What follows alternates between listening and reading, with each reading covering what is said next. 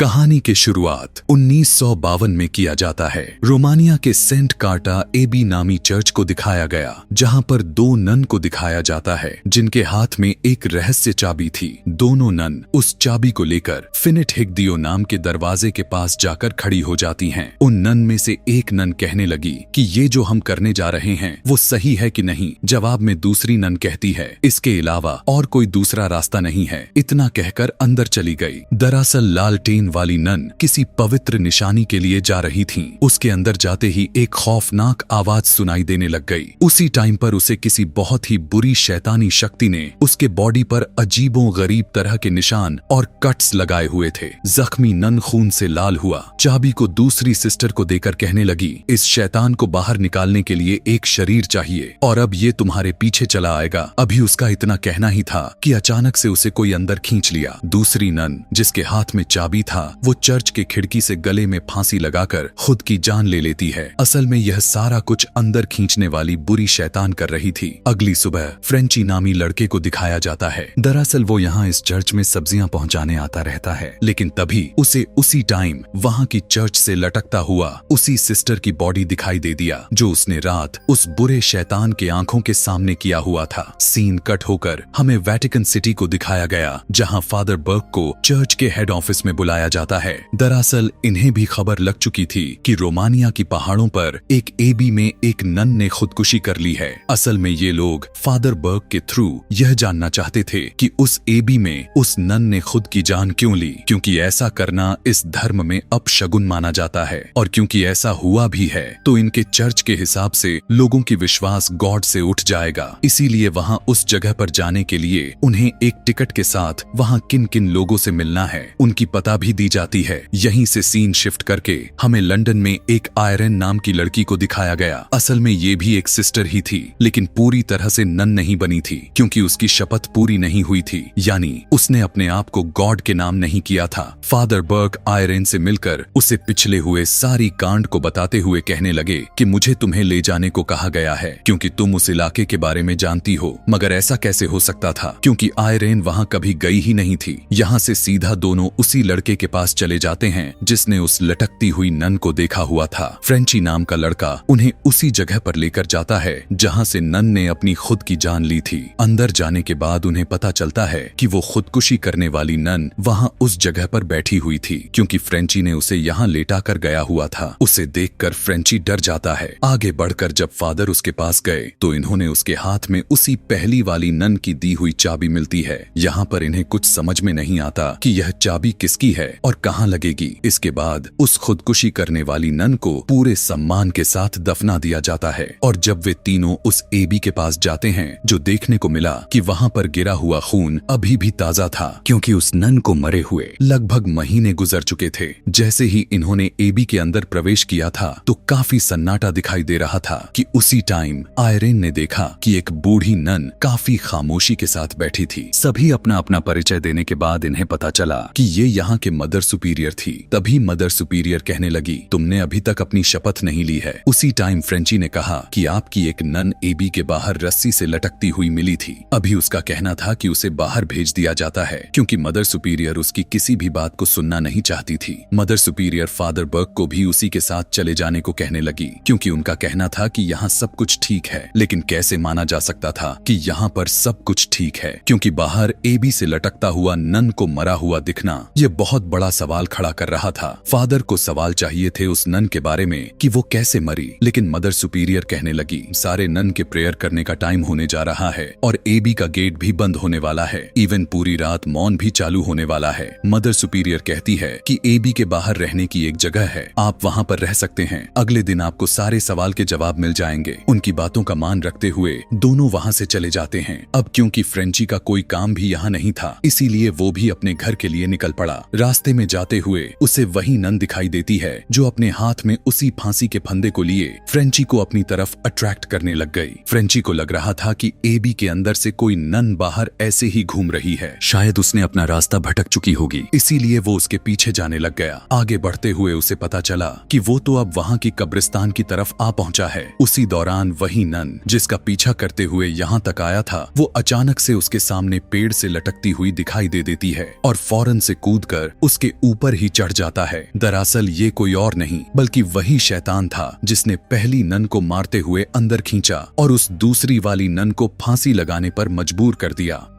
और अब यहाँ फ्रेंची के आंखों के सामने दिखा, जो अब अपनी जान बचाते हुए किसी तरह यहाँ से भाग जाता है। यहाँ किले के अंदर फादर बर्क और सिस्टर आयरेन को दिखाया गया, जहाँ फादर बर्क आयरेन को बता रहे होते हैं कि उनके साथ फ्रांस में जंग के दौरान एक घटना घटी थी। वहाँ पर उस टाइम फादर बर्क पृष्ठ थे। उन्हें एक बच्चे के पास भेजा गया था जिसे कुछ दृश्य दिखाई देती थी, बिल्कुल उसी तरह से जिस तरह अभी इस टाइम सिस्टर आयरेन को दिखाई देती रहती है। फादर वहाँ पर देखते हैं कि उस बच्चे को बांधा गया हुआ था। वो उसके शरीर में बहुत ही खतरनाक शैतानी शक्ति का साया था। लेकिन उसी टाइम फादर बर्क उसके अंदर से उस लड़के के बॉडी से बुरी शैतानी शक्ति को बाहर निकालने लग जाते हैं। लेकिन उसके अंदर का शैतान इतना गुस्से में आ जाता है कि उसी टाइम वो उस बच्चे को अंदर से ही मार डाला। आधी रात में जब दोनों सो रहे होते हैं कि उसी टाइम अचानक फादर बर्क की नींद खुल गई। उन्हें ऐसा लगा जैसे कोई उन्हें बुला रहा है, इसीलिए वो सिस्टर आयरेन को देखने के लिए जाते हैं। उसी टाइम वही बच्चा जिसकी बात वो बता रहे थे वो उसी किले के अंदर भागता हुआ दिखा। फादर उसका पीछा करने लग जाते हैं। वो बच्चा फादर को अपनी तरफ अट्रैक्ट करता चला जाता है और फादर भी उसकी तरफ भागने लग जाते हैं। पीछा करते करते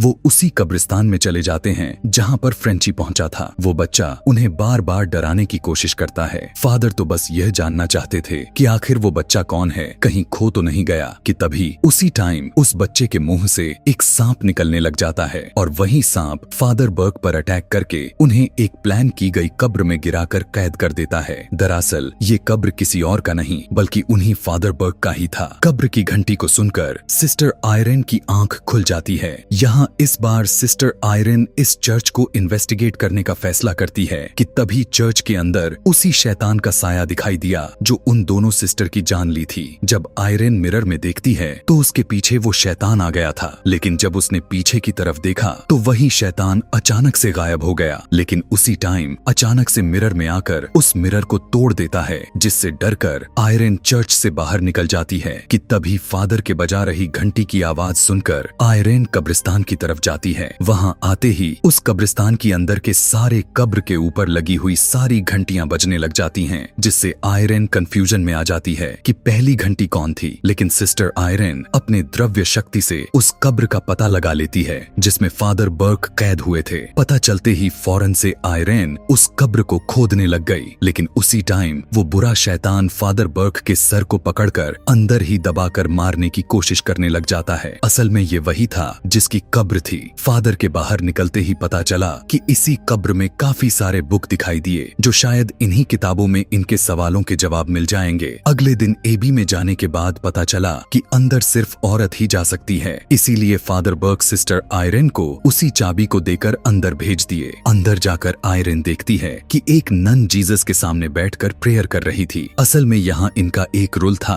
कि इस चर्च में जितने भी नन्स होती हैं वे सभी बारी बारी से एबी में प्रे करती रहती हैं, क्योंकि इनका प्रे रुकना नहीं चाहिए। यहाँ आयरेन को एक नन एबी के इतिहास के बारे में बताने लग गई। उसने बताया कि इस एबी को कई अरसे पहले सेंट कार्टा के राजा ने बनाया हुआ था। उसने काले जादू के कई विधियां लिखी थीं, क्योंकि वो नर्क से काली शक्तियों को बुलाना चाहता था। लेकिन नर्क ने उसी से फायदा उठाकर उसे एक प्रवेश द्वार खुलवाया, जिससे उसी द्वार से एक भयानक ताकतवर शैतान निकलने लग गया। लेकिन उसके निकलने से पहले ही चर्च ने महल पर धावा बोल दिया था और राजा का सर ही वहीं पर कलम कर दिया गया। वहां के लोगों ने एक पवित्र निशानी में से जीसस क्राइस्ट का खून डालकर उसी द्वार को दोबारा से बंद कर दिया था और चर्च ने उस महल को अपने पनाह में लेते हुए उसे एबी बना दिया। इसीलिए यहाँ पर उसी टाइम से उस शैतान को काबू में रखने के लिए प्रेयर किया जाता है। लेकिन जंग की बमबारी ने एबी को इस तरह से हिला दिया कि नर्क का वो द्वार दोबारा से खुल गया, जिससे काली शैतान इस दुनिया में वापस आ गया। इनकी बातचीत के दौरान पता चला कि वो मदर सुपीरियर जिनसे इन लोगों ने बात किया था वो कोई मदर सुपीरियर नहीं बल्कि वही शैतानी शक्ति थी जो उस द्वार से निकली थी। सिस्टर आयरेन को दूसरी नन बताने लग गई कि वो हमारे ही बीच रहकर नन का रूप लिए घूमती रहती है ताकि हम पर काबू पा सके। और इधर जब फादर उस बुक में चाबी को लगाने वाले दरवाजे को खोज रहे थे, उसी टाइम वो मदर सुपीरियर के भेस में वो शैतान गुर्राने लग जाता है। फादर जब चेक करने के लिए गए कि अंदर कौन है, तभी अचानक से वो शैतान उनकी हाथ को पकड़ लेता है और अचानक से वो वहां से गायब भी हो जाता है। उसी टाइम एक बूढ़ी नन दिखाई दे दी जो उनके आंखों के सामने ही गायब हो जाती है कि तभी वही लड़का जिसके मुंह से सांप बाहर आया था वो उनके पास आ जाता है। वो फादर बर्क को डराते हुए कहने लगा कि आपने मुझे बचाया क्यों नहीं। दरअसल यह कोई बच्चा नहीं बल्कि वही काली शैतानी शक्ति कर रही थी। इधर सिस्टर आयरेन डरावना सपना देखकर उसकी अचानक से नींद खुल जाती है कि तभी उसने देखा कि उसके कमरे में ही एक नन बैठकर प्रे कर रही होती है। अब क्योंकि दरवाजा तो बंद था तो अंदर आई कैसे, और जब वो उसके पास जाती है तब उसे वही नन ठीक पहले की तरह खिड़की से फांसी लगाकर खुदकुशी कर लेती है। असल में यहाँ पर भी वो काली शैतान इनके दिमाग के साथ खेल रहा था। कुछ देर के बाद जब सिस्टर आयरेन हाथ में लिए मोमबत्ती लेकर जब उसी रास्ते पर पहुंच गई जहाँ दरवाजा था तो ठीक उसकी आंखों के सामने वो शैतान आ जाता है जो यहाँ पर उसने उसकी पूरी फेस को देख लिया था। वो बुरी शैतान उसे अपनी तरफ खींचने लग जाता है। अचानक से उसके मुंह को दबाते हुए किसी ने अंदर खींच लिया। पता चला कि एबी में रहने वाली नन ने उसे बचाने के लिए खींचा था। चर्च के अंदर जाने के बाद सिस्टर आयरेन को पता चला कि उस काली शक्ति ने एक नन को वहीं पर काफी बुरी तरह से मार दिया है। अब सभी नन वहां आकर सिस्टर आयरेन को भी साथ में गॉड पर नजर रखते हुए प्रेयर करने के लिए बोलने लग जाती हैं और सारे दरवाजे को लॉक्ड कर देती हैं ताकि वो शैतान अंदर ना आ सके। कि तभी वो शैतान वहां आकर उन सारी नन को एक साथ उठा फेंकता है जिससे सभी नन पलक झपकते ही मारी जाती है। अब प्रेयर करने की बारी सिस्टर आयरेन की थी।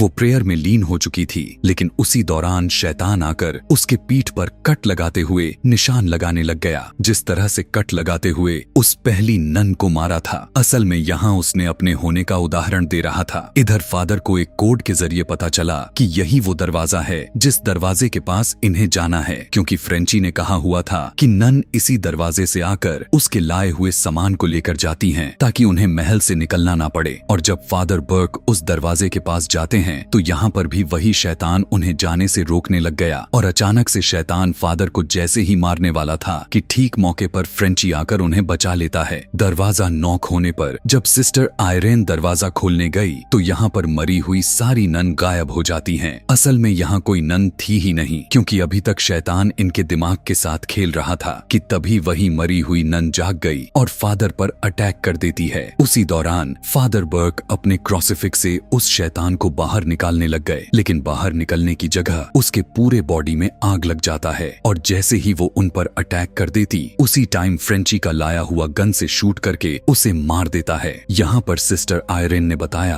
कि वो जो नन ने अपने जाने दी थी वो दरअसल खुदकुशी नहीं थी बल्कि एक कुर्बानी थी। इन्हें अब पूरी तरह से पता चल गया था कि वो द्वार तहखाने में मौजूद है और उसे बंद करने के लिए उन्हें वो पवित्र निशानी चाहिए। वही निशानी जीसस क्राइस्ट का खून जिससे उस शैतान को अंदर दोबारा से भेजा जा सकता है। यहाँ पर सिस्टर आयरेन अपनी शपथ भी ले लेती है क्योंकि वो नहीं चाहती थी जिस तरह से उन सारी नन की जाने गए उसी तरह किसी आम लोगों की जाने जाए। इसके बाद वो उसी तहखाने में पहुंच जाते हैं जहाँ पर वो दरवाजा मौजूद था। वो वही दरवाजा जो इस कहानी के शुरुआत में दिखाया गया था। उस चाबी से खोलने के बाद वहाँ से जीसस क्राइस्ट का वो पवित्र खून मिल जाता है और फादर बर्क सिस्टर आयरेन के गले में पहना देते हैं और उस तहखाने में चले जाते हैं। लेकिन अंदर जाते ही ये तीनों अपना अपना रास्ता भटककर अलग हो गए। आगे चलते हुए सिस्टर आयरेन को दिखाया गया जिसके पीछे वही शैतानी शक्ति पड़ जाती है। अभी जैसे ही उसने पीछे मुड़कर देखने की कोशिश की तभी अचानक से एक दूसरी नन आकर जोर से पकड़ लिया। इधर फ्रेंची भी एक दूसरे कमरे में चला जाता है जहाँ पर सिस्टर आयरेन की तरह के कपड़े में खड़ी हुई काफी सारे सिस्टर दिखाई देती हैं और जैसे ही फ्रेंची उनके बीच गया उसी टाइम सारे के सारे सिस्टर वहाँ से जाने लग गई। कि तभी इधर फादर बर्क को बहुत सारी नन दिखाई देता है जो एक कतार में खड़ी होकर फादर बर्क को देखने लग गई और उनकी तरफ बढ़ने लग जाती हैं। लेकिन उसी टाइम फादर बर्क अपने मंत्रों की जाप करते हुए वहां पर पवित्र आग फैला दिए जिससे वे सारी बुरी नन वहीं पर रुक जाती हैं। इधर सिस्टर आयरेन भी उसी जगह पर आ जाती है जहां पर उस काली शैतान ने अपना स्टार को बनाया हुआ था। और जब फ्रेंची ने देखा कि सिस्टर आयरेन वहां पर फंसी हुई है वो उसे बचाने की कोशिश करने लगा लेकिन पता चला कि अब वही शैतान सिस्टर आयरेन में घुस चुका है। है। अभी वो फ्रेंची को गन से शूट करके मार पाती। बड़ी चालाकी से फ्रेंची उस पवित्र खून को निकालकर आयरेन के चेहरे पर लगा देता है, जिसके अंदर से वो शैतान निकलकर सीधा फ्रेंची को पकड़ लेता है। इधर वही बच्चा जो शुरू से ही फादर को डराते हुए आ रहा था, वो अब सीधा उनके ऊपर ही कूद जाता है और उसके मुंह से निकला हुआ सांप उनके गले को दबाने लग जाता है और फौरन से उनके आंखों पर जोर से बाइट कर लिया। इधर सिस्टर आयरेन जैसे ही बचाने के लिए आगे बढ़ी, उसी टाइम खौफनाक सी दिख रही शैतान उसे उठाकर पानी में फेंक दिया और वही शैतान उसी पानी के अंदर से बाहर निकलकर उसे पकड़ लेता है और सिस्टर आयरेन को डूबा डूबा कर मारने की कोशिश करने लग गया। उसी दौरान उसने देखा कि उस लॉकेट से वो पवित्र जीसस क्राइस्ट का खून गायब हो चुका है। असल में सिस्टर आयरेन उस पूरे पवित्र खून को अपने मुंह में भर लिया था और सीधा उसके चेहरे पर थूक देती है, जिससे पूरा का पूरा उसका चेहरा बिगड़ने लग जाता है और वो खून पूरे पानी में घुलकर उस नर्क के द्वार में चला जाता है। असल में जिस पानी के अंदर वो शैतान था, उसकी ठीक नीचे ही नर्क का द्वार था, जिससे अब काफी बुरी तरह से वो काली बुरी शैतान नर्क के अंदर चला जाता है और नर्क का दरवाजा अब पूरी तरह से बंद हो गया। सिस्टर आयरेन की भी जान फ्रेंची ने बचा लिया था, लेकिन यहाँ इस एबी से जाते वक्त फ्रेंची के गर्दन पर उस उल्टे हुए क्रिसफिक्स का निशान दिखता है। मतलब ये वो शैतान गया नहीं है। इसी के ठीक 20 साल बाद उसकी हालत काफी बिगड़ चुकी थी, क्योंकि दिखाया गया एड वॉरेन और लॉरेन वॉरेन दोनों उसी के केस पर काम कर रहे थे। असल में एड वॉरेन और लॉरेन वॉरेन दोनों इन्हीं सब चीजों पर काम करते रहते हैं। उसी जगह पर हमें कैरोलिन नाम की औरत भी दिखाई जाती है, जो दी कंज्यूरिंग पार्ट 1 भी में दिखाई गई है, क्योंकि उसके घर में ठीक इसी तरह से हो रहा है और वो इस टाइम एड वॉरेन और लॉरेन वॉरेन से बात करने के लिए आई हुई है। और इसी के साथ यह कहानी यहीं पर खत्म हो जाती है। इसी तरह के और भी मूवी एक्सप्लेनेशन वीडियोस देखने के लिए नीचे कमेंट में नेक्स्ट पार्ट लिखना बिल्कुल भी ना भूलें। Thanks for watching.